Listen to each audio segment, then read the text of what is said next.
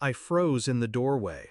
There she was, my sister, spinning slowly in my wedding dress, the hem brushing the carpet, the lace straining against her curves.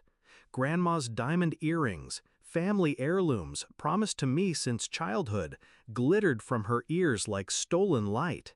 Mom whispered behind me, "Let her feel special, just for a moment." But my voice was cold steel. "Take it off, or I'll cancel the wedding." She laughed, twirling once more. Then she saw my face, and her laughter died. My sister Hannah was always the golden child, pretty, reckless, adored for things she never earned. I was the steady one, the planner, the fixer, the quiet shadow making sure our family didn't collapse under her chaos. Even when we were kids, I watched her steal. Toys, attention, later boyfriends, always with the same innocent smile. And Mom always made excuses. "She doesn't mean it, she just wants to feel included. She looks up to you."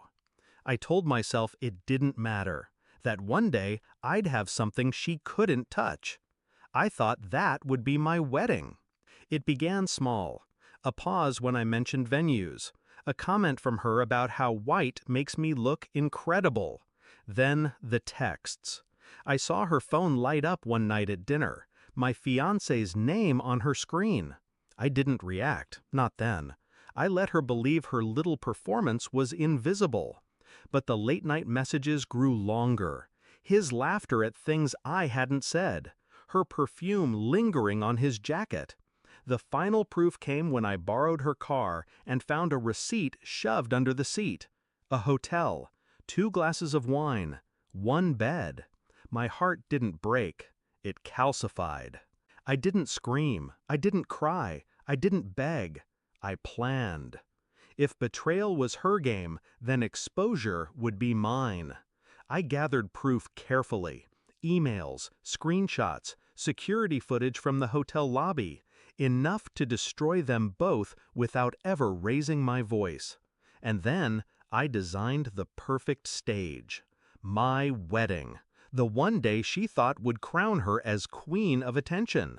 I'd make it her ruin instead. First, the dress.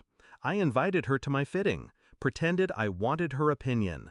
I watched her eyes linger, hungry, covetous. I let her think she could take it. Second, the earrings. Grandma had left them to me in her will, but Mom had been holding them. I made sure Mom knew I wanted to wear them. I made sure Hannah overheard. Predictable as always, she couldn't resist. And third, the fiancé. I pretended not to notice his distance. I let him rehearse his vows with me while sending her messages under the table. I kissed him goodnight, knowing where he'd sneak off to next. Every betrayal they thought they'd hidden, I'd already lit in neon. The morning of the wedding, I walked into my suite, and there she was, in my dress, in my earrings, in my life. I gave her one chance. Take it off. She laughed. "Relax, you'll thank me later for making this day perfect." I handed her a small envelope. Inside, a photo. She and my fiancé in his car. Her hand on his thigh, his mouth on hers. The color drained from her face. "Does Mom know?" she whispered. I smiled. "Not yet, but the guests will. The slideshow starts at 6. She scrambled out of the dress, ripping the lace in her panic. She tore off the earrings, dropping one to the floor.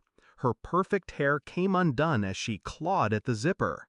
I picked up the earring, pocketed it, and walked past her trembling body. When I reached the aisle that evening, the dress was flawless on me. The earrings sparkled where they belonged, and the projector behind me came alive. Photo after photo, text after text, a timeline of betrayal stretched across the wall for every guest to see. Gasps filled the room. My fiancé's face turned gray. Hannah, frozen in the front row, looked like she'd been skinned alive. I didn't cry. I didn't flinch. When the slideshow ended, I lifted the microphone. There will be no wedding today, but there will be honesty. And I walked out. By midnight, the story was everywhere. Family, friends, colleagues, all of them saw exactly who Hannah was, who he was. She moved out of state within a week, unable to face the wreckage. He tried to call me, begged me for forgiveness. I never answered. Mom said I was cruel, that I didn't have to humiliate them. But betrayal demands payment, and I collected mine in full. Because on that day, I didn't just cancel a wedding, I canceled their future.